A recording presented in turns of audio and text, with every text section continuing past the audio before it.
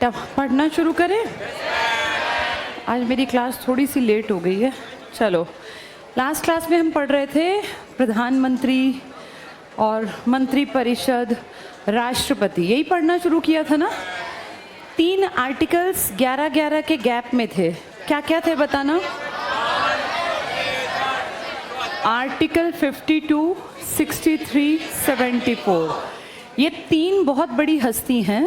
52 का मतलब president of India, एक वाइस प्रेसिडेंट ऑफ इंडिया और एक COM। कुछ बच्चे यहाँ पे नए जुड़े होंगे न्यू जनरल में, उनको चिंता नहीं करनी। एक टॉपिक हमने कंप्लीट किया है, हम दूसरा टॉपिक पढ़ रहे हैं इस किताब का। वो एक टॉपिक उनका कोई बात नहीं, ये सब रिपीटिशन में आएगा।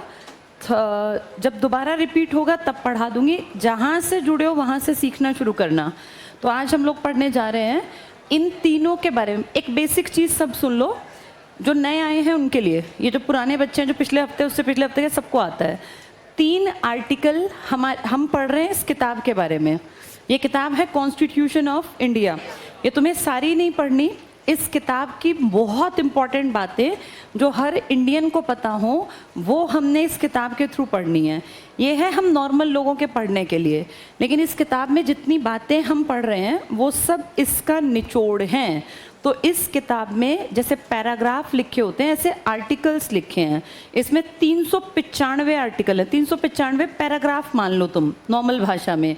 उसमें से 3 पैराग्राफ या 3 आर्टिकल, असलियत में आर्टिकल, तुम्हारी नॉलेज के लिए पैराग्राफ। तो ये 3 आर्टिकल हैं। 52, 11 आगे बढ़ो 63, फिर 11 आगे बढ़ो 74। ये देश के सबसे बड़ी हस्ती हैं। POI का मतलब प्रेसिडेंट ऑफ इंडिया, फिर vice president of India. C का मतलब काउंसिल, काउंसिल होती है सभा। जैसे ये एक काउंसिल है जिसमें तुम बैठे हो, ये एक परिषद है, ये स्टूडेंट्स की परिषद है। तो ये काउंसिल ऑफ मिनिस्टर्स है, इसमें सब मिनिस्टर्स होते हैं। इसमें जल मंत्री, वित्त मंत्री, विदेश मंत्री, कपड़ा मंत्री, गृह मंत्री, रक्षा, जितने मंत्री हैं तुमने जिन सबके नाम सुने वो सब इसके मेंबर हैं। तो ये 3 देश की सबसे बड़ी हस्ती हैं, एक प्रेसिडेंट, एक vice president. Council of ministers का मतलब सब मंत्री। इसमें कौन भी आ गया? इनफैक्ट इसका हेड तो PM ही है, बाकी सब मंत्री। यही तो पावरफुल लोग हैं बेटा। तुम और मैं तो जनता हैं, हमें जनता कहा जाता है। इस देश में जनता की वैल्यू बस 5 साल में एक बार याद आती है, जब क्या आते हैं? इलेक्शन। तुम्हारे सामने अब इलेक्शन में देखो कैसे जनता के सामने ये हाथ जोड़ जोड़ के रैलियां कर रहे थे, चक्कर लगा रहे थे। बाकी अब 5 साल ये दिखेंगे नहीं। दिखेंगे गलती से तो तुम्हारे MP MLA कभी एक आधी बार, वो भी तुम्हारी गलियों में नहीं आएंगे। तुम्हें जाना पड़ेगा उनके घर दफ्तर में, जी हमारा ये काम करवा दो, वो भी संगठित होकर, अदरवाइज कोई ध्यान नहीं देगा। तो हमारे यहाँ इस बुक के 3 आर्टिकल 3 बहुत ताकतवर शक्तियों की बातें करते हैं। सबसे बड़ा president, then vice president, then council of ministers का मुखिया कौन है? PM। अब इन दोनों को कहा जाता है, ये दोनों हमारे देश को चलाते हैं। एक असलियत में चलाता है, एक दिखावटी चलाता है। जैसे किसी बच्चे का जब रिश्ता करते हैं, जब भाई उसकी शादी होती है किसी लड़के की लड़की की, तो घर में जो सबसे बड़ा जिंदा होता है, कार्ड में उसका नाम लिखा जाता है सबसे ऊपर, है ना? अपनी सुपुत्री या अपनी पौत्री या अपनी पुत्र, इस तरह से, या सुपुत्री या फिर पोता, जो भी लिखवाते हैं। घर के सबसे बड़े की वैल्यू उस कार्ड में सबसे ऊपर होती है। कारण शादी ब्याह में घर के सबसे बड़े का हक होता है उसका नाम लिखा जाए। फिर उस लड़के के माँ बाप का नाम लड़के के नाम के नीचे ब्रैकेट में लिखा होता है। देखा ना, सुपुत्र। इसका मतलब 2 तरह के मुखिया हैं घर में, एक उस कार्ड में सबसे ऊपर लिखा और एक उसके पिताजी। सारा खर्चा, सारे डिसीजन उस लड़के लड़की के पिताजी ने लिए हैं, लेकिन घर में नाम किसका बड़ा है? दादा परदादा जो जिंदा है। ऐसे ही बेटा ये है हमारे देश में। ये जैसे दादा परदादा हैं, नाम के बड़े हैं, उनको काम नहीं करना। असली काम हमारे देश में कौन करेगा? PM। लेकिन बड़ा कौन है घर परिवार का? प्रेसिडेंट। इनका नाम भी पहले आया, आर्टिकल भी पहले आया। ये नाम बाद में आया, आर्टिकल भी लेट आया। इन दोनों के आपस के रिश्ते लिखे हैं इस किताब के आर्टिकल नंबर 78 में। तो जैसे पिताजी के और दादा की बहुत बातचीत नहीं होती, लेकिन किसी किसी खास मुद्दे पर दादा जो हैं घर के पिता को सलाह देते रहते हैं ना, ऐसे ही हैं बेटा। ये इनसे बातचीत कर सकते हैं, पूछ सकते हैं, सलाह दे सकते हैं, कोई काम करवा सकते हैं। किस आर्टिकल में लिखी है बात? आर्टिकल 78 में। भारत में देखने का इस किताब ने जिसको सबसे बड़ा बताया वो राष्ट्रपति है, जिसका आर्टिकल है 52। अब कितनी अजीब और अलग बात है कि भारत में सबसे बड़े आदमी के इलेक्शन में तुम और मैं नहीं जा सकते, उसका इलेक्शन होता है तुम्हारे और मेरे हिसाब से अप्रत्यक्ष। हमें तो कोई न्योता नहीं देता, हम पीएम भी नहीं बना सकते, हम सिर्फ बना सकते हैं एमपी और एमएलए। एमएलए मतलब मेंबर ऑफ लेजिस्लेटिव असेंबली, जो तुम्हारे सिर्फ स्पेशल स्टेट में तुम्हारे स्टेट की पॉलिसी बनाएंगे।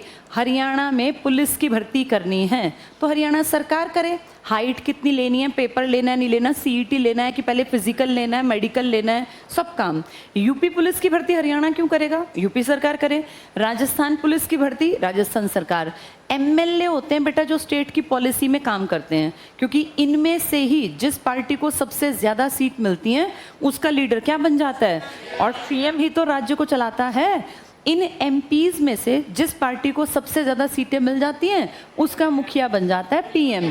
तो ये सोचो, इस देश को ध्यान से देखने पे दो लोग चला रहे हैं, स्टेट्स को चला रहे हैं सीएम और देश को चला रहा है पीएम।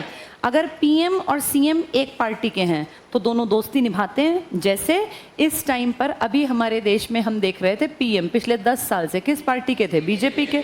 यूपी और हरियाणा का एग्जाम्पल ले लेते हैं, किसकी सरकार थी दोनों में, बीजेपी की, है ना, पिछले लंबे समय से दोनों में।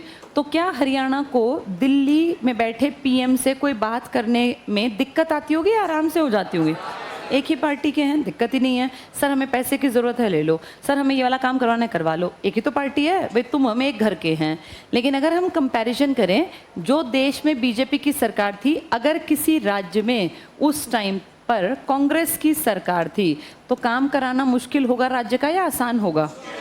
जानबूझ के नहीं करने देंगे ताकि इनकी बेइज्जती हो, इनके एरिया के लोग सोचें कि हमारी सरकार ने कुछ नहीं किया, इनके प्रोजेक्ट पास ही मत होने दो, इनकी बढ़िया सड़कें बनने ही मत दो। ये बेटा सब खेलते हैं, ये खेल कोई एक पार्टी नहीं खेलती। जिसकी केंद्र में सरकार है ना, वो उस स्टेट को कभी नहीं उभरने देता जहां उसके विपक्षियों की सरकार है। जनता क्या जाने, जनता को लगता है बेटा बातचीत नहीं करनी किसी को भी, हमारी सरकार काम नहीं कर रही। एक्चुअल में बेटा सरकारें कई बार ना बाउंड कर दी जाती हैं कि तुम काम करके दिखाओ।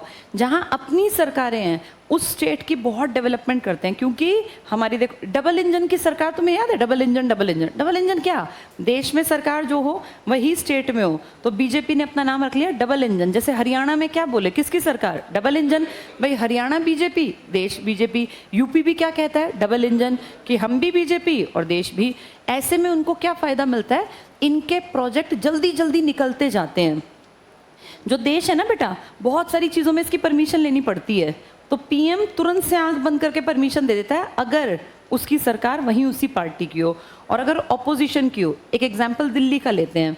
दिल्ली वैसे तो यूटी है, लेकिन दिल्ली में एमएलए बनते हैं, दिल्ली में विधानसभा है, दिल्ली में सीएम है। आप सबको पता है कौन है सीएम, अरविंद केजरीवाल। अब केजरीवाल ने बार बार पता है क्या ब्लेम लगाया, पिछले 10 साल से केजरीवाल भी तो बैठे ही हैं। इनका कहना है दिल्ली का एलजी हमें काम नहीं करने देता। कैसे, दिल्ली के एलजी को बनाने वाली पार्टी कौन सी है, बीजेपी, क्योंकि जितने गवर्नर हैं, लेफ्टिनेंट गवर्नर, उनको पीएम बनवाता है। तो उनको ऐसा लगता है कि ये दिल्ली का जो एलजी है ना, ये हमारी जितने हम काम करते हैं उनमें जानबूझ के अपनी टांग बीच में अड़ाता है। तो इसीलिए बेटा डबल इंजन की सरकार में ये फ़ायदा हो जाता है कि स्टेट के काम भी जल्दी जल्दी आसानी से हो जाते हैं। लेकिन अगर हम सोचें सारा ऐसा हो तो फिर तानाशाही भी जल्दी आ जाएगी। ये बहुत अच्छी बात नहीं होती। एक पार्टी को अगर आप लगातार हर जगह लाते रहेंगे तो फिर वो पार्टी सर्वे सर्वा बन जाएगी। हमने अपने देश में इसीलिए बार बार बदलते हुए स्वरूप को देखा। यहाँ कभी सदा एक राज नहीं चला। देखो बोर्ड पर 1950 में सबसे पहले 51 में इलेक्शन स्टार्ट हुए, जिसका रिजल्ट आया 52 में। कौन सी सरकार जीती, कांग्रेस। तब बीजेपी थी ही नहीं और सेकंड नंबर पे बनी थी बेटा कम्युनिस्ट पार्टी ऑफ इंडिया। ये छोटी सी एक पार्टी थी, 16 सीट मिली थी बस, 16 सीट। और कांग्रेस नंबर 1 पर सबसे आगे। इन दोनों को ग्राफ से दिखाया गया है क्लास 10th में, 12th में ऐसे बनाते हैं ग्राफ, कांग्रेस इतनी और ये इतनी, बस। बाकी सबका तो नामो निशान भी नहीं था, बहुत नॉर्मल। देखो कितना गैप। इसका मतलब नंबर 1 कौन थी उस टाइम, कांग्रेस। कांग्रेस को उस टाइम पे संभाल रहे थे पंडित जवाहरलाल नेहरू। काम किया कांग्रेस ने, 17 साल तक पीएम रहे, 47 से, यहाँ से गिनेंगे 52 से तो 64, 12 साल। लेकिन इससे 5 साल पहले से भी तो यही काम कर रहे थे। इनकी सरकार चलती रही कांग्रेस की। 1964 में हो गई डेथ। किसकी डेथ? नेहरू की। नेहरू की डेथ के बाद क्वेश्चन आया अब तो नेहरू ने अपने जीते जी, बीमार हो गए थे 63 में ज़्यादा, ये था पता नहीं कितने दिन के हैं, शास्त्री जी को पीछे पीछे तैयार कर लिया कि तुम काम सीख लो, कल को कुछ भी दिक्कत आए तो तुम काम करोगे। अब तुम्हारे दिमाग में आएगा नेहरू ने अपनी बेटी को क्यों नहीं काम सिखाया? बेटा एक चीज़ होती है मैच्योरिटी, उम्र, ये भी मैटर करती है। आप 25 साल, 30 साल, 40 साल तक ऐसा माना जाता है, राजनीति में मैच्योरिटी थोड़ी उम्र बढ़ने पर ही आती है। बहुत यंग, आप पढ़े लिखे कितने ही हो, लेकिन आपको राजनीति की जो पेचीदा बातें हैं ना, वो समझते समझते उम्र पकड़ जाता है आदमी। इंदिरा गांधी का जन्म हुआ था 1917 में, इनका बर्थ ईयर है। 1917 में जीती जो औरत जन्मी है, ये 64 में कितने साल की हो गई? 17 से लगा लो, जितने की भी निकलेगी।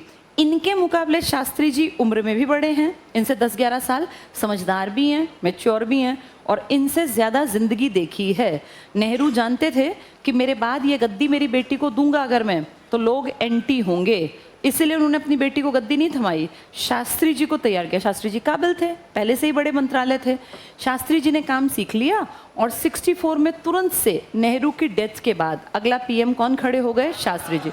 ग्रेट आदमी थे बेटा, गरीबी से निकला एक आदमी, उसको समझ ज़्यादा होती है अगर वो चाहे तो। कई बार क्या होता है, गरीबी से निकला ना भिखमंगे की तरह सब कुछ खा भी जाता है, कुछ देखा ही नहीं होता। और कई बार गरीबी से निकला आदमी गरीब के दुख को समझता है कि यार मैं भी दुखी था, ये लोग दुखी हैं, मुझे इनका फ़ायदा करना है। शास्त्री जी उन ग्रेट लोगों में से थे जिन्होंने लोगों के दुख को अपना दुख माना। जब ये रेल मंत्री थे ना, तो उन्होंने पता है क्या कहा कि रेल में ट्रेवल करके देखूंगा रेल में क्या क्या दिक्कतें हैं। आपके देश का रेल मंत्री खुद रेल के लोकल उसमें जनरल डिब्बे में सवार हुआ और यात्रा की, और फिर पता है क्या फील किया? जाके अपने इनके साथ बैठे जो आईएएस रैंक के सचिव होते हैं और कहा कि रेल में पंखे नहीं हैं।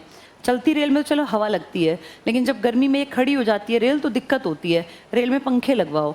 तो एसी का प्रावधान बाद में आया, तो बोले देखो भाई एसी सरकार इतना पैसा नहीं खर्च कर सकती, लेकिन पंखे तो लग ही सकते हैं। इनके कारण जब ये रेल मंत्री थे ना, तब रेल में बेटा देखा छोटे छोटे पंखे लगे होते हैं, वो तब आए थे, स्टार्टिंग से नहीं थे। अंग्रेजों ने पंखे नहीं लगवाए थे, इन्होंने फील किया। ये होता है देखो चीज़ों को फील करके। आज अगर देखें, मैं किसी पार्टी की विरोधी नहीं हूँ, चाहे कांग्रेस का चाहे बीजेपी का रेल मंत्री, कभी क्या मजाल जो रेल में उसने चढ़ के देखा हो जनरल डिब्बे में कि कैसा फील करते हैं आदमी। वो बातें कर लेंगे, शताब्दी एक्सप्रेस चला दीजिए, वंदे भारत चला दीजिए, बहुत अच्छा लगता है सुन के, लेकिन बेटा तुम और मैं, हम रियलिटी जानते हैं कि ये वंदे भारत अफोर्ड करने के पैसे हर इंडियन के पास नहीं हैं। 90% जो लोग ट्रैवलिंग करते हैं वो सस्ती ट्रैवलिंग चाहते हैं, क्योंकि रोज वंदे भारत में बैठ के कैसे जाएंगे, रोज शताब्दी के पैसे कहाँ से लाएंगे? जिनको 4 स्टेशन 8 स्टेशन कवर करने हैं वो तो उसी लोकल में ट्रेवल करेंगे, जिसमें चढ़ते टाइम कितनी मुश्किल होती है। और परिवार अगर साथ हो, मान लो 2 बच्चे हैं, वाइफ है, सामान है, तो कितनी दुर्गत होती है। हमने स्टेशन पे खड़े होकर कितनी बार देखी तो है ये बातें। ये ऐसा ग्रेट आदमी थे जिसने उन मुश्किलों को फील किया और उनके लिए काम किया, और अब ऐसे लोग नहीं रहे। इसलिए अब लोग अपनी जेब भरने से मतलब रखते हैं, चाहे रेल में जाने वाले दुखी हों, चाहे नॉर्मल चलने वाला आदमी, चाहे पढ़ने वाला, इनको कोई फर्क नहीं पड़ता। जब तक आदमी उस परिस्थिति में से नहीं गुजरता ना, वो समझ नहीं सकता कि कितनी मुश्किल हालात हैं। 1964 में इनकी डेथ के बाद कौन बन गए? अभी भी कांग्रेस थी। शास्त्री जी सब कुछ ठीक कर रहे थे, उस टाइम पे अचानक पड़ोसी पाकिस्तान के दिमाग में पता नहीं क्या खुराफात सूझी और उसको लगा कि इंडिया की नेशनल लेवल पे, इंटरनेशनल लेवल पे बेइज्जती की जाए। कुछ दिन पहले हमारे साथ एक दुखद घटना घटी थी। 1962 में पड़ोसी चीन ने हमारे ऊपर आक्रमण कर दिया था और हम इस आक्रमण को बचा नहीं पाए थे। उन्होंने अटैक किया, हमारी टेरिटरी में घुस गए वो, और कहीं ना कहीं हम नुकसान में आए। जैसे इंटरनेशनल लेवल पे ये सच बात है बेटा, हमारी बेइज्जती हुई क्योंकि हम लोग जीत नहीं पाए और वो हमारे हिस्से में घुस के बैठ गए। वो तो हमने फिर मदद मांगी अमेरिका से, ब्रिटेन से। अमेरिका ब्रिटेन ने कहा ठीक है, अगर चाइना नहीं निकलता यहाँ से मैं इनकी मदद करूँगा। वहाँ से उसने कहा मैं जहाज़ी बेड़े भेज रहा हूँ लड़ने के लिए। तब चाइना को शायद फील हुआ कि इंटरनेशनल बड़ी बात बन जाएगी और अमेरिका से लड़ना पड़ा तो बिना बात पैसा और ये सब वेस्ट होगा। उसने अपनी बाउंड्री से फोर्स वापस बुला ली। लेकिन चाइना के इस एक घटना के कारण इंटरनेशनल लेवल पे थोड़ी सी हमारी रेपो डाउन हुई, ये सच बात है, क्योंकि जो हारता है बेटा उसकी बेइज्जती तो मानी ही जाती है। चीन की इस हरकत के बाद पाकिस्तान को थोड़ा फील हुआ कि चीन ने इंडिया की बेइज्जती कर दी, मौका है मैं भी कर दूं। 1965 में पाकिस्तान ने हमारे ऊपर अटैक कर दिया, लेकिन पाकिस्तान एक बात भूल गया। जैसे इसको ऐसे इमेजिन करो नॉर्मल लाइफ से, एक कोई 16 साल का लड़का है, उसकी और एक 12 साल के लड़के की लड़ाई हो गई, ऑब्वियस सी बात है कौन जीतेगा भाई? उसके पास पावर ज़्यादा, उसकी हाइट हेल्थ अच्छी, उसकी एनर्जी का लेवल ज़्यादा। अब क्योंकि 12 साल वाला हार गया, वहीं एक 8 साल का बच्चा खड़ा था, उसने सोचा मैं भी मारूंगा इस 12 साल वाले को, तो 12 साल वाले से लड़ने आएगा तो क्या होगा? वो डबल पिटेगा। डबल क्यों पिटेगा? क्योंकि वो 16 वाले का गुस्सा भी तो निकलेगा ना। यही हमारे देश के साथ हुआ।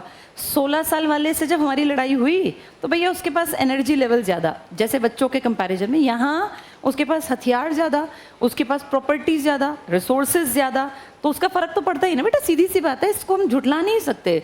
इंडिया को नुकसान पहुंचा, वो नुकसान की खुंदक कहीं तो निकलनी थी ना, वो कौन लपेटे में आ गया? हम नहीं लड़ने गए, वो लड़ने आया। वो हमारा गुस्सा उसको था कि इंटरनेशनल लेवल पे इनकी बेइज्जती हुई है, मैं इसके फ़ायदे उठा लूँ।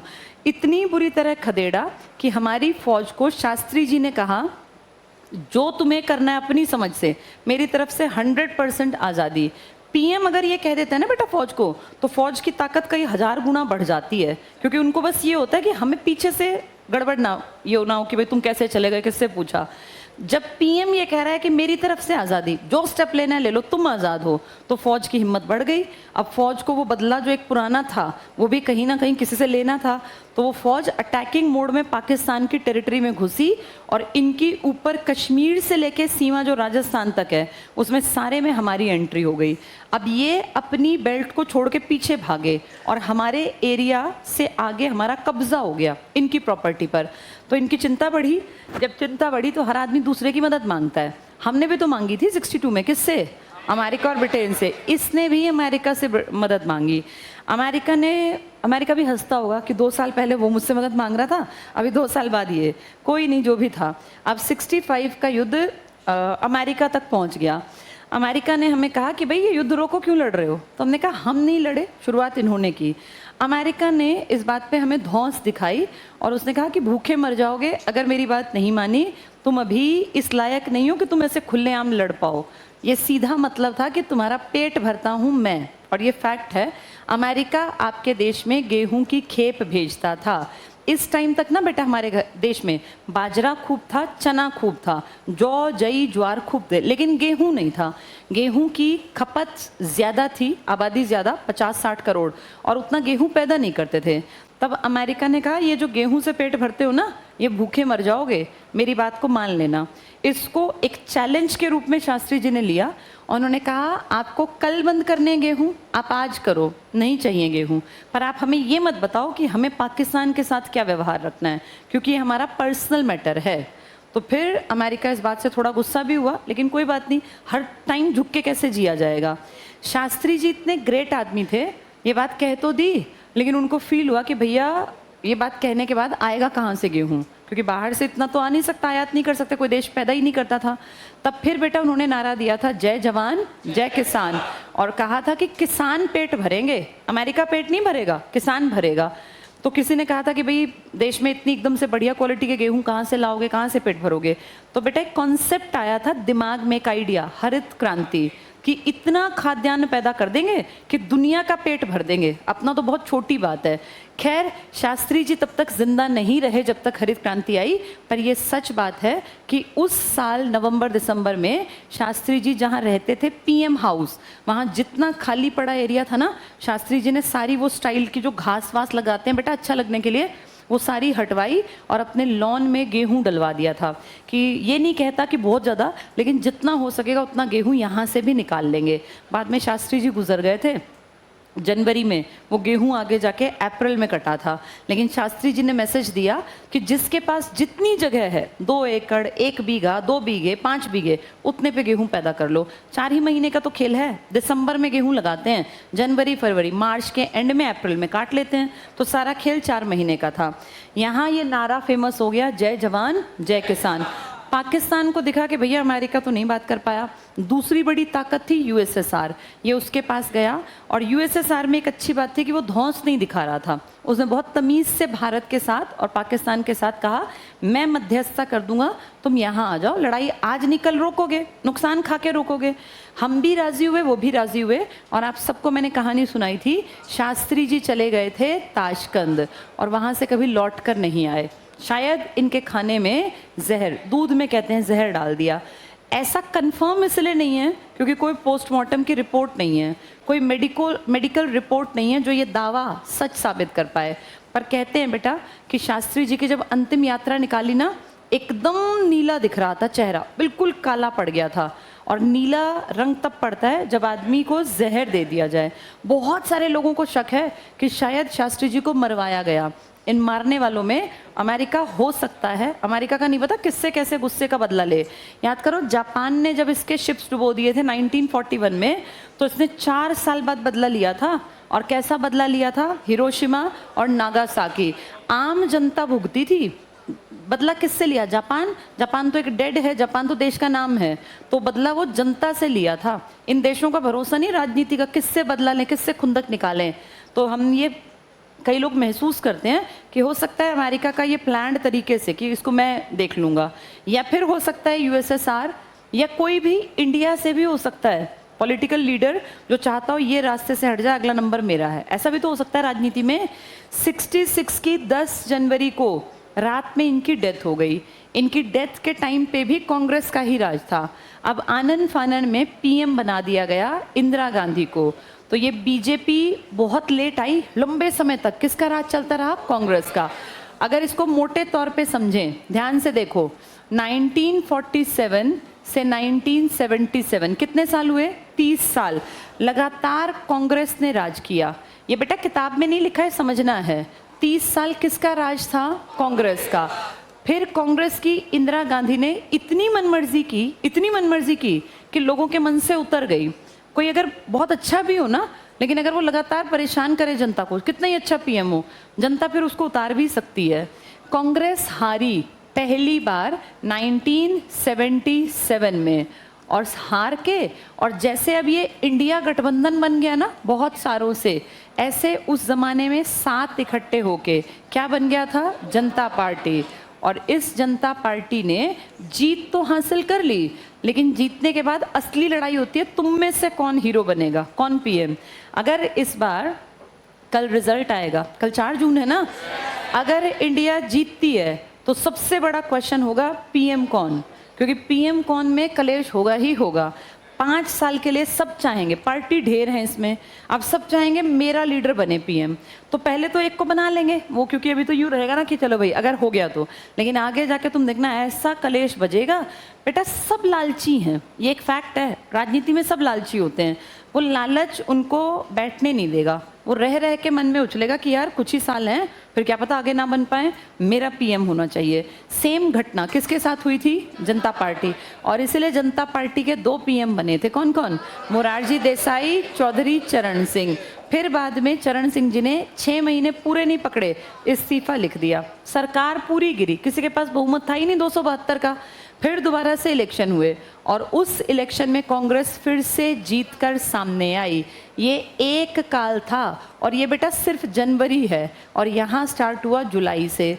तो अगर तुम ध्यान से देखो तो ये 3 साल देखने में लग रहे होंगे, असली में 3 साल नहीं है, ये 2.5 साल निकलेगा। 77 तो आधा चला ही गया था भाई, 77 से 78 जुलाई, फिर 79, 80 का जुलाई कहाँ आया? कितने में इस्तीफा दे दिया? जनवरी। 2.5 साल में कितने पीएम आए? 2। इन्हीं को कह देते हैं आया राम और गया राम, आए गए आए गए। गांधी जी ने पता है क्या कहा था? जो पीएम बने वो टिके, क्योंकि टिक के ही आदमी काम कर पाएगा। जो आदमी टिकेगा ना बेटा, पढ़ाई भी ऐसी चीज़ है, जो टिकेगा वो पढ़ पाएगा। जो आया राम गया राम है ना वो राजनीति में काम कर सकते, वो जिंदगी में कहीं काम नहीं कर सकते। जिस फील्ड में कदम जमा दिए वहाँ फिर टिकना पड़ता है। अगर रिजल्ट चाहिए, बिना टिके किसी चीज़ का रिजल्ट नहीं आता। खेती में किसान भी टिक के मेहनत करता है बेटा। अगर वो यूँ करे कि आज एक दिन गया फिर 6 महीने खेती नहीं संभाला, तो क्या खेती निकल आएगी, फसल आ जाएगी? हर काम मेहनत मांगता है, पढ़ाई भी, खेती भी, राजनीति भी, किसी भी काम में बिना मेहनत के सफलता नहीं है। आज तुम जिस ज़माने में हो, यूट्यूबर्स का टाइम है। किसी भी यूट्यूबर को देख लो जो आज मिलियंस लेके बैठे हैं। जब ये स्टार्टिंग में थे तो इनकी खुद की सुनो ना कहानियाँ, क्या कहते हैं कि हम बहुत डिप्रेशन में आ गए थे। एक वीडियो देखते थे लोग, 10 ने देखी, 20 ने देखी, 4 ने देखी, 7 ने। कितने साल लगातार जब मेहनत की, फिर वीडियोस धीरे धीरे करके एक आधी वायरल होने लगी। जो तुम्हें आज दिखता है ना कि भाई ये तो बहुत बड़े यूट्यूबर बन गए और इनके तो मिलियंस में है, ये मिलियंस पहले 0 से ही स्टार्ट हुए थे। एक दिन में कभी सफलता किसी को नहीं मिली बेटा। आज तक के इतिहास की ये कहानी है। जितने सफल चेहरे हैं ना, उन सब ने उस फील्ड में मेहनत की है, और तब मेहनत की है जब रोज उठ के जी दुखी होता था। आजकल तुम देख रहे हो एक लड़की बड़ी छा गई है पॉडकास्ट और इन इंटरव्यूज में, और उसमें वो कांस फिल्म महोत्सव में भी उसको जाने का मौका, नैन्सी त्यागी, पता चला तुम लोगों को? उस लड़की का बैकग्राउंड देखो तुम। उसकी माताजी यूपी से है वो। उसकी माताजी एक फैक्ट्री, कोयले की फैक्ट्री में काम करती थी, बहुत ज़्यादा गरीब, कुछ भी बैकग्राउंड नहीं, ना उसको इंग्लिश बोलनी आती। इनफैक्ट हिंदी के भी वर्ड्स, क्योंकि गांव से आई है लड़की, वो ऐसा बोलने में वो गांव की वो चीज़ जाती नहीं है बेटा। और कितनी बड़ी बात है, वो लड़की जब उसने शुरुआत की तो लोग हंसते थे कि ये क्या है, ये कार्टून टाइप। उसने रील्स बनाई, अपना वो ड्रेसेस बना के अपनी माँ की दहेज की मशीन पे कपड़े सिलती थी, देख देख के, पोस्टर्स में से हीरोइनों के देख के, कोई इस तरह के मॉडल्स के देख के, और उनको पहन के खुद ही ऐसा। उसका खराब सा घर, क्योंकि नॉर्मल आदमी का घर उतना अच्छा नहीं होता। हाँ बेटा, तबीयत खराब हो गई है किसकी? बाहर जाना है, चले जाओ बेटा। किसी की तबीयत खराब हो तो बाहर जा सकते हैं बेटा, क्योंकि बहुत गर्मी है ना, सफोकेशन हो जाती है। इसको जल्दी से रास्ता दे दो। पानी पियोगी? पानी पियाओ, थोड़ी देर नीचे बैठाओ। चलो, तो अब नैन्सी त्यागी का क्या हुआ देखो। 0 से उठी, उसकी कहानी सुनना, वो बहुत इंस्पायरिंग है। 0 से उठी, गांव से आई वो, उसका भाई। बेटा कौन है ये? आराम से शांति से बैठे रहो। उसकी माताजी, अब परिवार पालने के लिए उसकी माँ ने फैक्ट्री में एक छोटी सी नौकरी कर ली। पढ़ी लिखी माँ भी नहीं है। उस बेटी को कुछ नहीं पता था, किसी ने कह दिया भाई यूपीएससी होता है, अता पता कुछ नहीं था। उसके पिताजी से उसकी माँ ने पैसे मांगे कि इतने रुपए दे दो, इसका बच्ची का पढ़ाई करवा दूंगी। पर क्योंकि कुछ भी नहीं पता था, उसको फील हुआ कि मैं कर ही नहीं पाऊंगी। किताबें लाके उसने 1-2 देखी कि भैया मेरे बस की है नहीं, हर कोई पढ़ नहीं सकता ना बेटा। तो उसने सोचा कि मैं इससे क्या करूँ, तो उसने एक कैमरा खरीद लिया उन पैसों से, और उस कैमरे से अपनी माँ की पुरानी दहेज वाली मशीन, हमारी माँओं के पास नहीं होती थी वो, उस मशीन पे ड्रेस सिलती, उसकी अपनी वीडियो सी बनवाती, और फिर घर में एक कोई कोना उसको थोड़ा ठीक सा कर लिया, वहाँ पर्दा टांग दिया एक लाके, एक शाहरुख खान की फोटो और एक शीशा, उसके सामने मशीन। जैसे एक कोना तो अच्छा कोई भी कर सकता है थोड़े से पैसों में, पूरा घर नहीं ऐसा लिपाया पुतवाया, एक कोना अच्छा बनाया। उसकी वीडियोज़ देख के लोग हंसते, मजाक उड़ाते, क्या है ये, क्या कार्टून है ये वो। स्टार्टिंग ऐसे हुई। वो कह रही थी लगभग मेरी 100 वीडियोस पे ऐसे ही कमेंट्स आते नेगेटिव, कोई वायरल नहीं हुई। फिर अचानक से उसकी एक कोई वीडियो चल पड़ी, अब वो इतनी वायरल हो गई कि लोगों ने उसको पसंद किया।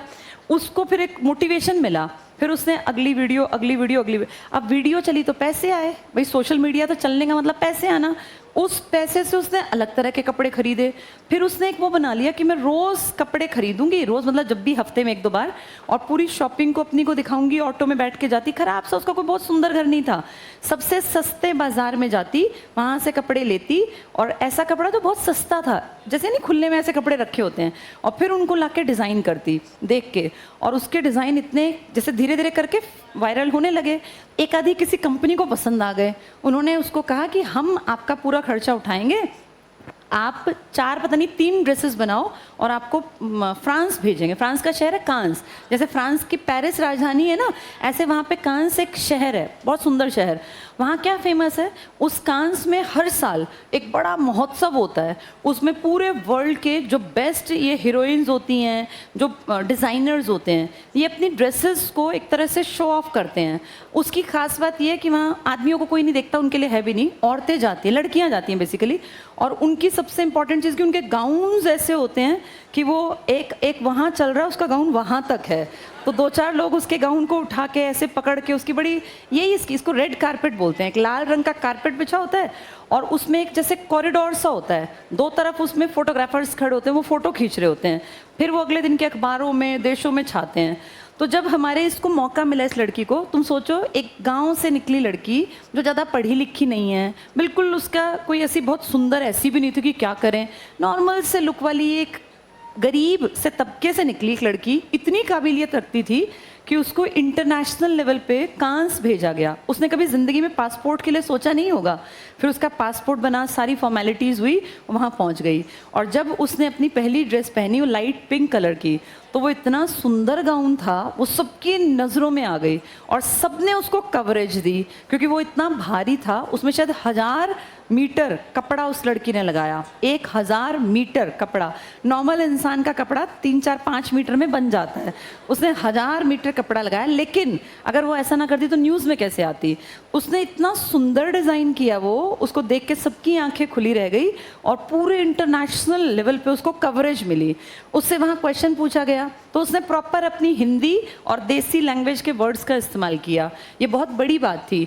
जैसे नॉर्मल आदमी ना बाहर जाके थोड़ा सा कॉम्प्लेक्स खाता है, सोचता है जैसी आती है टूटी फूटी अंग्रेजी बोलूँगा। उसने ये बिल्कुल नहीं सोचा, उसने एक वर्ड भी इंग्लिश का नहीं बोला। और जब उसके सामने माइक आया तो उसने बिल्कुल प्रॉपर जो अपनी लैंग्वेज है ना उसकी, उसमें आंसर्स दिए, चाहे वो ड्रेस से संबंधित थे, कितने मीटर का कपड़ा लिया, आप कहाँ से हैं, और बिल्कुल फ्रैंक होके। कहते हैं जो मन से साफ होता है ना, ईश्वर उसका साथ देता है। उसकी मेहनत को ईश्वर देख रहा था। वो लड़की वहाँ 3 या 4 दिन उसने वो अलग अलग ड्रेसेस पहनी और हर ड्रेस उसकी वायरल हो गई। फिर इंडिया में उसको कवरेज मिली। एक तरफ वहाँ ऐश्वर्या राय गई हुई थी, वो तो हर साल ही जाती है, उनके साथ कितने डिज़ाइनर्स और कैसे गाड़ी भर भर के लोग जाते हैं। ऐश्वर्या राय की ऊपर पैसा लगाना कोई बड़ी बात नहीं है बेटा, उसके लिए कोई नॉर्मल बात है। लेकिन उस लड़की का उसके लेवल पे पहुंचना, जिस शो में रेड कारपेट पे ऐश्वर्या राय चल रही है, उसी कारपेट पे नैन्सी त्यागी भी चली। ये पूरे इंडिया के लिए भी प्राउड की बात थी कि एक गरीब से तबके से निकली वो लड़की कहाँ चली गई। अच्छा, उसका फ़ायदा क्या मिला? वहाँ तो फेमस हुई, वापस आई तो इंडिया में भी, यहाँ इंडिया में तो ये है ना, जो दुनिया में छा गया उसके फिर पीछे इंडियंस भी पड़ जाते हैं। तो उसको वो कौन है, वो एक पॉडकास्ट करता है इलाहाबादिया करके, उसका नाम है रणबीर इलाहाबादिया, उसने पॉडकास्ट किया, उसके व्यूवर्स ज़्यादा हैं। तो वो लड़की धीरे धीरे करके, आज तुम देखो एक रील तुम देखोगे ना तो लगातार फिर तुम देखना उसकी इतनी रील्स हैं उस लड़की की। और अब उसका कॉन्फिडेंस लेवल भी हाई हो गया और उसने अब घर भी बदल लिया। जिस घर में पहले शूटिंग करती थी ना, अब उससे थोड़ा बेहतर है। और अब जैसे उसका मैं सुन रही थी इंटरव्यू, तो उसने कहा कि, उसने पूछा भाई सबसे पहले आपकी क्या इच्छा है, तो उसने कहा मैं सबसे पहले अपनी माँ का काम छुड़वाऊंगी, क्योंकि मेरी माँ जो है ना, जिस फैक्ट्री में जाती थी, कोयले का काम होता था बेटा वहाँ दिल्ली के किसी ये सीलमपुर वगैरह के इलाके में, तो कह रही थी कि वहाँ मम्मी आके बताती थी कि मशीन में किसी मजदूर का हाथ आ गया, कट गया, मतलब बड़ी मिस हैपनिंग्स। तो उसके मन में था कि सबसे पहले मैं अगर काबिल बन गई तो अपनी माँ का एक काम छुड़वा दूंगी। अब उसकी माँ ने भी इंटरनेशनल फ्लाइट में बैठ के सुख देख लिया।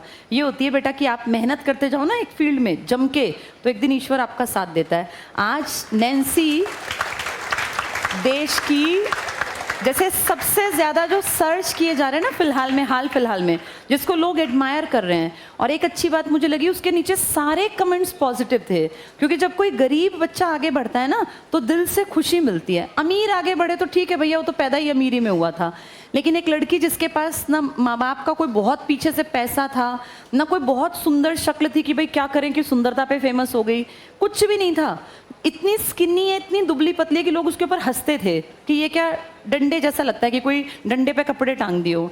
आज उस लड़की को लोग जो हैं देखना चाहते हैं, जानना चाहते हैं कि उसने कैसे इतना सब कुछ कर लिया। अब उस लड़की का स्टैंडर्ड थोड़ा सा बढ़ गया तो उसने अपनी जगह बदली, मशीन भी नई ले आई। अब उसकी सुंदर सी मशीन है, एक वाइट कलर की एडवांस्ड वाली, और जहाँ पहले वो शाहरुख खान का फोटो लगा के सिलती थी, वो शाहरुख का फोटो हटा दिया। तो कुछ लोगों ने कहा फेमस होते ही शाहरुख को साइड कर दिया। तो धीरे धीरे देखो कैसे समय बदलता है। ये बताना इसलिए ज़रूरी था कि देखो मेहनत हर जगह चाहिए।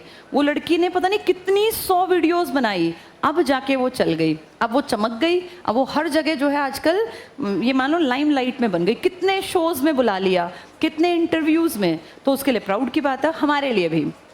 चलो वापस आते हैं।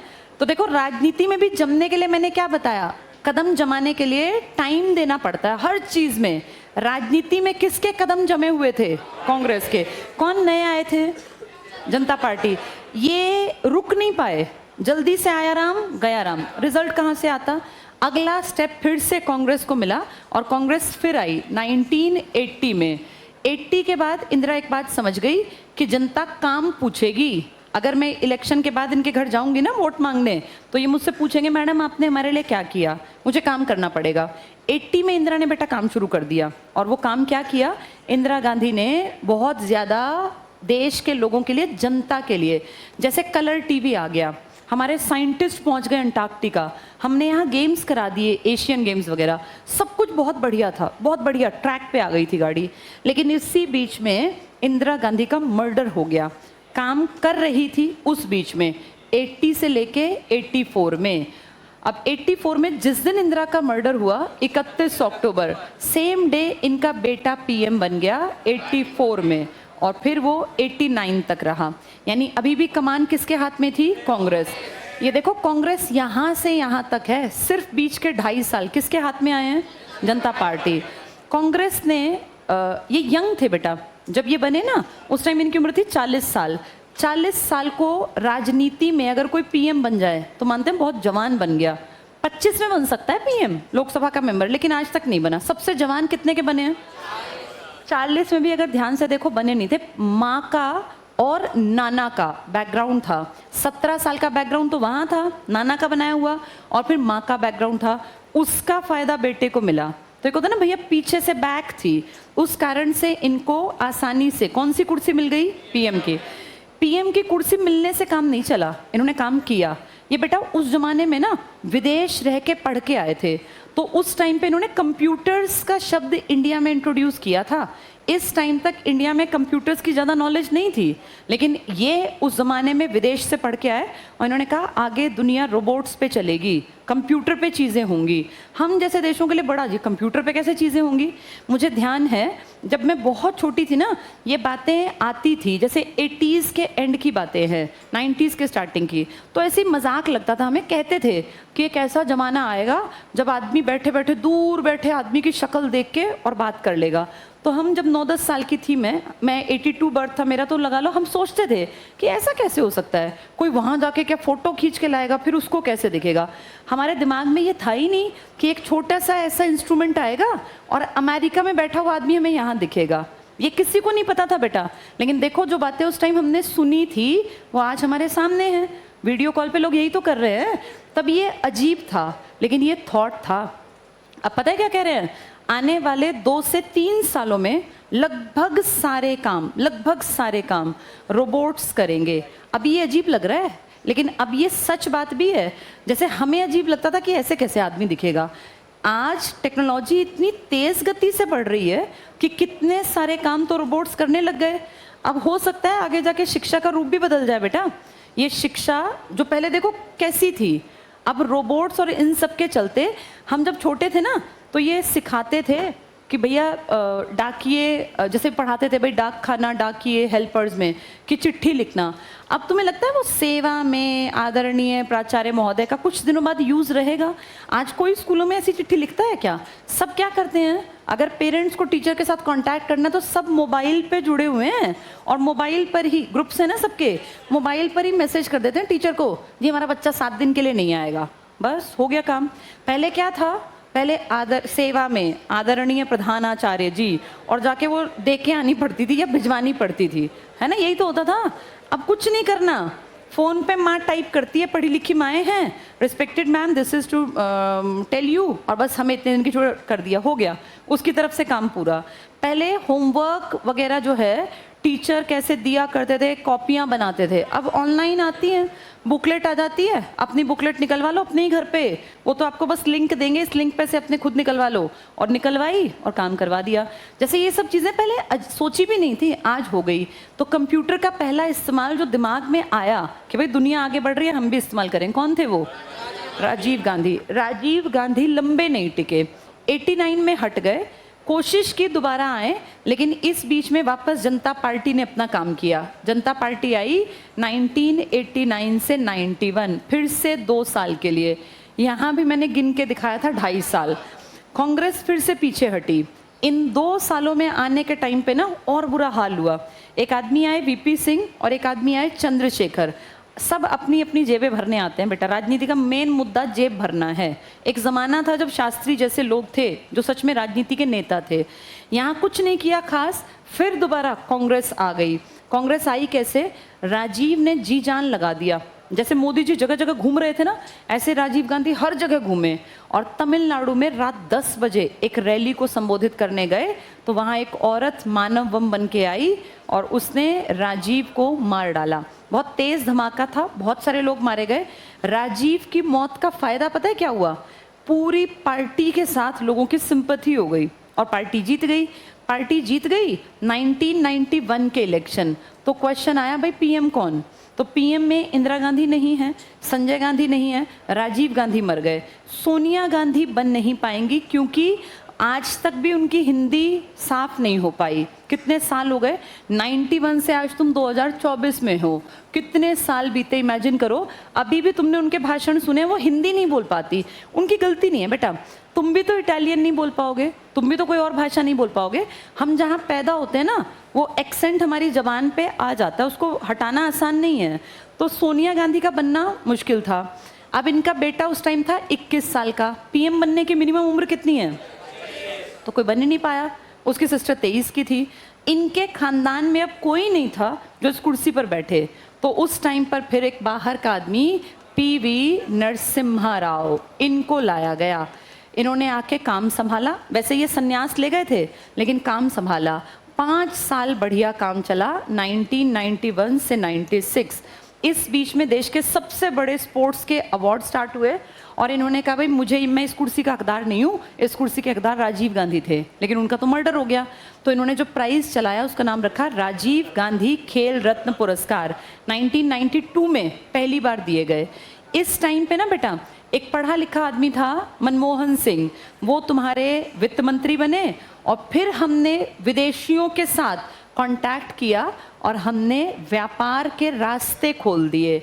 यहाँ तक आपने विदेशियों से व्यापार नहीं किया था। 1947 से 1991 तक हम अपने देश के अंदर थे।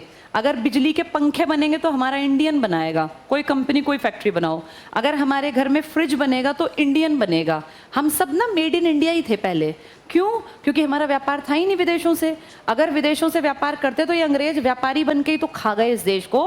ये पीडी ईडीएफ सब व्यापारी थे। तो हमने एक चीज़ सोच रखी थी, व्यापार नहीं करेंगे, अपने देश में जो होगा बना लेंगे। बिजली के तार इंडियन कोई बनाएगा, जो बनाना है, टीवी है, फ्रिज है, कुछ भी। अगर कोई बहुत अमीर है, विदेश यात्रा पे जाए, वहाँ से अपना सामान कोई 1000 बार लाए। अमिताभ बच्चन के घर में विदेशी सामान था लेकिन बाहर से आया हुआ। हम नॉर्मल लोगों के पंखे, स्विच, टीवी, बेटा तब ना लाइफ ऐसी नहीं थी जैसी आज है। तुम्हारे दादा के घर में, मेरे दादा परदादा हमारे घरों में पता है क्या होता था? पूरे घर में हुआ तो एक पंखा। ऐसे नहीं कि इतने पंखे कोई सोच भी नहीं सकता था। पंखे ना होना नॉर्मल था। उस टाइम घरों में हाथ के बीजने हुआ करते थे और वो बुजुर्ग महिलाएं इतनी ज़्यादा यूज्ड टू थी कि उनको कितनी गहरी नींद, उनका हाथ ऐसे चलता ही रहता था। उनकी नींद में भी उनको आदत पड़ी हुई थी। उस टाइम बिल्कुल नॉर्मल था। किसी के घर फ्रिज नहीं था। ये मटके थे, मटके कुछ दिन अच्छा पानी रखते हैं, फिर इनका पानी कम ठंडा होता है तो बोरी लेके उसको भिगोते और चारों तरफ लपेट देते। उस टाइम किसी के घर में किसी की आंखें इस चूल्हे से खराब नहीं होती थी। ना ये ऐड थे कि चूल्हे ने आंखें खराब कर दी। इनफैक्ट हर घर में ही तो चूल्हा था, हर घर में उपले थे, ईंधन था। लाइफस्टाइल बहुत साधारण था, जिंदगी जीना बहुत आसान था। गर्मी भी कम थी। भैया जब तुम्हारे पास साधन नहीं है तो गर्मी बनाने का मेन कारण एसी तो गर्मी फेंक रहे हैं आज की डेट में। ये जो टेम्परेचर इस बार 50 से ऊपर कूद गया, इसका सबसे बड़ा कारण यही बता रहे हैं ना कि हर घर में एसी है। एसी का जहाँ पीछे ब्लोअर लगा हुआ है कितनी गर्माहट फेंक रहा है। एक गली में अगर 50 लगे हुए हैं तो सोचो उस गली का टेम्परेचर कितना बढ़ा दिया। अपने कमरे ठंडे हैं, बाहर बुरी हाल है। तो ये कूलर भी ना बेटा, मुझे ध्यान है जब हम छोटे थे तब कूलर आए थे। मेरे फादर, तुम्हारे दादा के टाइम में कोई कूलर घरों में नहीं थे। कूलर आना मतलब अमीरी लगती थी, भाई इनके घर कूलर है। और एक कूलर होता था और उसके सामने सारी चारपाई लगती थी, सब उन पे सोते थे। एक कूलर की आवाज़ सोचो वहाँ तक कैसे जाएगी, बस यूँ लगता था हाँ आ रही है, ऐसा फील करते थे। इतनों तक कैसे आ सकती है। या फिर घर में एक फर्राटा, एक वो बड़ा पंखा लगाते, उसके सामने ढेर चारपाई थी। सबको हवा नहीं लग सकती लेकिन ऐसा फील होता था कि हमें हवा लग रही है, हमारे घर में कूलर है। ये फीलिंग ही अच्छी नींद के लिए सहायक थी। आज ऐसी दुर्गत है कि आपके घर में कुछ भी लगा हुआ हो, एक आदमी को सोना है, 2 आदमियों को, लेकिन उनको हमेशा लगता है कि यार कुछ भी नहीं, काश ये और होता। अच्छा, जिसके घर में एसी है उसको भी शांति नहीं है, ये 18 पे ही रखना है, ये 20 पे 22 पे हमें गर्मी लगती है। मतलब इंसान की फितरत ऐसी हो गई, जितना मिल गया ना उतने में उसका पेट नहीं भरा, उसको और चाहिए और चाहिए। इस टाइम पे चीज़ें व्यापार बदला। और बेटा ये जो विदेशी चीज़ें आई हैं ना, घर घर में एसी, कूलर, पंखे, ये सब, ये इस टाइम के बाद हुआ, क्योंकि विदेशी कंपनियों ने आपको एक मार्केट देखा कि भैया इंडिया में पंखे चल सकते हैं, इंडिया में कूलर चल सकते हैं, एसी चल सकते हैं, फ्रिज चल सकते हैं। पहले थे, हमारे थे, उनका स्टैंडर्ड उतना बढ़िया नहीं था। ये विदेशी आए, आपके पुराने बटन पता है कैसे थे? बिजली वाले स्विच, इतना मोटा गोल सा एक वो होता था, उसमें एक ब्लैक सा ऊपर नीचे करने का, इतना भारी भरकम, 4 लगेंगे तो इतने बड़े बड़े 4 लगेंगे। विदेशियों ने देखा ये इतने इंडियंस को सोफिस्टिकेटेड चीज़ देते हैं। आज तुमने देखा इतने इतने स्विच आने लग गए, बिल्कुल इतना सा, वो देखने में ऐसा लगता है ये स्विच है भी, इतना सा होता है, एक ऑन किया ऑफ किया, अजीब सी चीज़ कि भैया ये भी है। ये सब विदेशियों की देन है बेटा, उन्होंने आपके देश को एक मार्केट बना लिया और आज आपके देश में हर चीज़ धड़ल्ले से बिकती है। कारण आबादी ज़्यादा, जिसकी आबादी ज़्यादा होगी उसका कंजम्पशन ज़्यादा होगा। और आज आप देखो विदेशियों ने आपको पूरी तरह से, अगर ध्यान से देखें, मार्केट के गुलाम हैं हम। कपड़े, जूते, पर्स, बेल्ट, फ़ोन, हर चीज़ को उठा के देख लो, लगभग ब्रांडेड सारी चीज़ें विदेशी तो हैं। हम विदेशियों को ही ब्रांडेड मानते हैं, अगर सच कहूँ तो इंडियंस को तो हम ब्रांडेड मानते ही नहीं है। लिबर्टी के जूते को, बाटा के जूते को हम ब्रांडेड नहीं कहते। ब्रांडेड का मतलब तुम्हारे दिमाग में आता है प्यूमा का, एडिडास का, यही ना, स्केचर्स का।